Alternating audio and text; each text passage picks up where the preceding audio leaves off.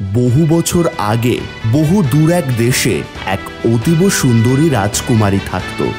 অসামান্য তার রূপ, মাথায় লাল রঙের একরাশ চুল, আর গোলাপ ছিল তার প্রিয় ফুল। তাই তাকে সবাই বলতো গোলাপ রাজকুমারী। দেশের সবাই তাকে খুবই ভালোবাসত। কয়েকটি বাচ্চা তার কাছে বেশ কয়েকগুচ্ছ গোলাপ নিয়ে এলো। তার কোনোটা লাল, কোনোটা সাদা, আবার কোনোটা হলুদ। গোলাপ রাজকুমারী, কার গোলাপ তোমার সবচেয়ে বেশি পছন্দ?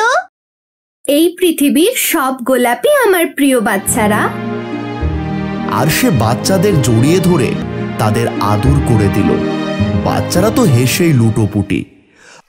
রোজ সন্ধ্যাবেলা অন্ধকার নেমে এলে রাজকুমারী বারান্দায় গিয়ে হাততালি দিয়ে বলে, ও এসো আমার প্রিয় পাখি।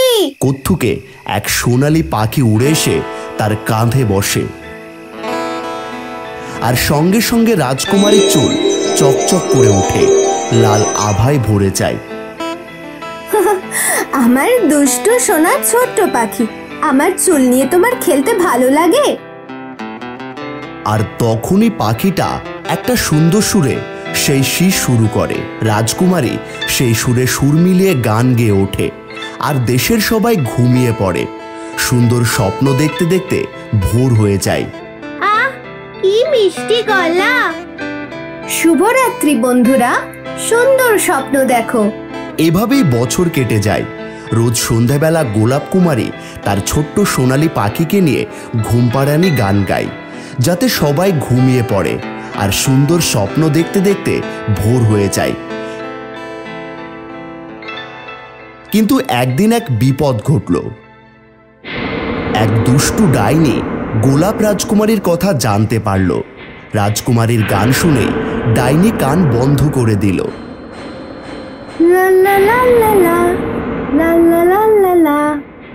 ওকে আমার মোটেই পছন্দ না, ও একটু বেশি ভালো আর দয়ালুও।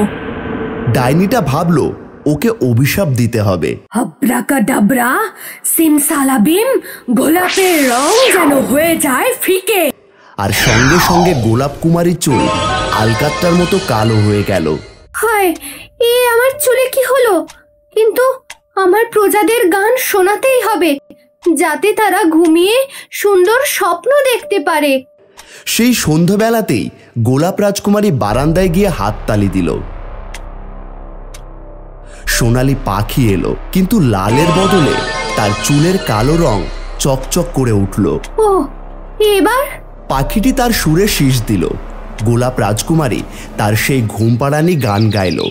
দেশের সবাই ঘুমিয়ে পড়ল, কিন্তু সেই রাতে সবাই দুঃস্বপ্ন দেখল। আর পরের দিন সকালে, ওরে বাপরে, ভয়ানক দুঃস্বপ্ন। আমি স্বপ্নে চারিদিকে সাপ দেখলাম। আমি সমুদ্রে ডুবে যাচ্ছি। আমার তো রাতে ঘুম হতে যেতেই ভয় লাগছে।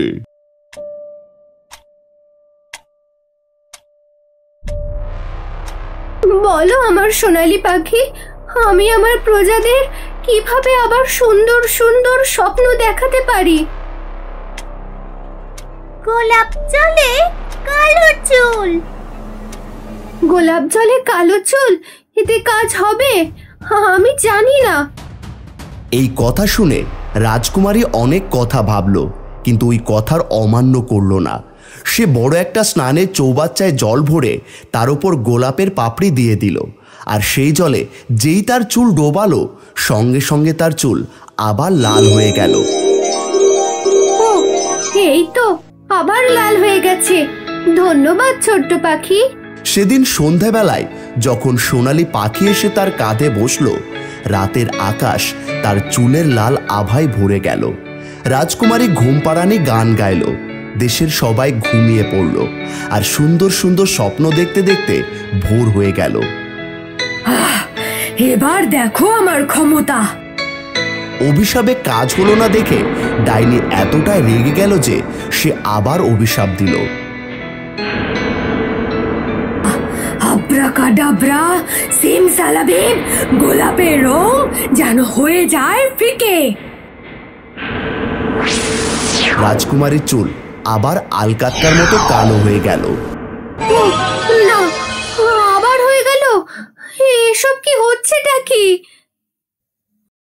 এবার ডাইনি দেশে যত গোলাপ ফুটেছিল তা সব তুলে নিল। রাজকুমারীকে কাঁদতে দেখে খুবই খুশি হলো।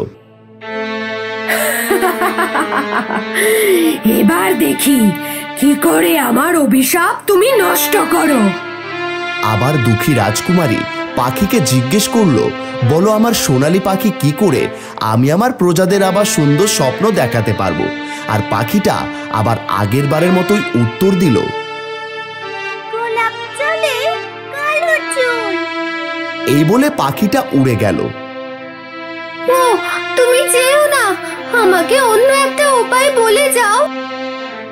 রাজকুমারী জানতো না যে সে কি করবে। তার এত কষ্ট হচ্ছিল যে তার দু চোখ জলে ভরে গেল। এক ফোঁটা জল মাটিতে পড়ল। ঠিক সেই সময় এক অত্যন্ত সুপুরুষ রাজকুমার ঠিক রাজকুমারীর বারান্দার নিচে এসে দাঁড়ালো। ছোট্ট একটা বাক্সের ভেতর একটা লাল রঙের চুল বের করলো এবং নিচু হয়ে সে রাজকুমারীর চোখে জলের ফোঁটার উপর রাখলো। আর তখনই এক আশ্চর্য ঘটনা ঘটল। লাল চুল একটা লাল গোলাপে পরিণত হলো। এটা কাজ হওয়া উচিত। রাজকুমার গোলাপটা নিয়ে রাজকুমারীর কাছে গেল। তোমার জন্য সুন্দরী রাজকন্যা। গোলাপ তুমি কোথায় পেলে? আমি তৈরি করেছি তোমার চোখের এক ফোঁটা জলে লাল চুল দিয়ে। খুশি হয়ে রাজকুমারী গোলাপ নিয়ে তার পাপড়ি জলের ওপর ছড়িয়ে দিল। তারপর নিজের চুল সেই জলে ডুবিয়ে দিল। ডাইনির অভিশাপ আর রইল না। অভিশাপ নষ্ট হয়ে গেল আর সবাই হতবাক হয়ে গেল। ও, এ তো জাদু হলো। যুবক, এই লাল চুল তুমি কোথায় পেলে? রাজামশাই, যখন আমি আর রাজকুমারী দুজনেই ছোট ছিলাম, ওর মাথা থেকে একটা লাল চুল ছিঁড়ে নিজের কাছে রেখে দিয়েছিলাম নিজের বিশ্বাসতার চিহ্ন হিসেবে। আর ও আমার একটা চুল নিজের কাছে যত্ন করে রেখে দিয়েছিল। ও ঠিকই বলেছে বাবা। রাজকুমারী একটা ছোট্ট বাক্স বের করলো আর বাক্স খুলতেই দেখা গেল ভেতরে রাজকুমারের একটা চুল রয়েছে। সবাই এই খবরে দারুণ খুশি। সেই দিনই রাজকুমারের সঙ্গে গোলাপ রাজকুমারীর বিয়ে হয়ে গেল। তার অভিশাপ নষ্ট হয়ে গেছে শুনে ডাইনি এতটাই রেগে